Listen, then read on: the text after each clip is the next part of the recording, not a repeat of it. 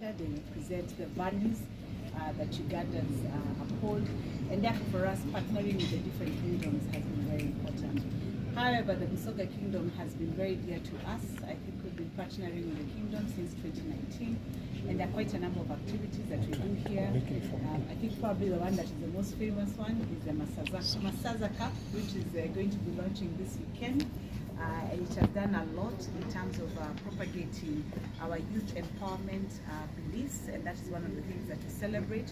There is also a lot of work that we are doing here with regards to just activities that engage the young people. We have the bicycle race, we have the Masaza Cup, which is football, we have the coronation that we also participate in, and we were also now discussing, first of all, congratulating His Majesty on his appointment as a Goodwill Ambassador to the UN, and discussing how we can be able to partner together to eliminate completely teenage pregnancy, so that we can have a lot young women finishing their schools and ensuring that they're able to create sustainable futures for their families and their communities.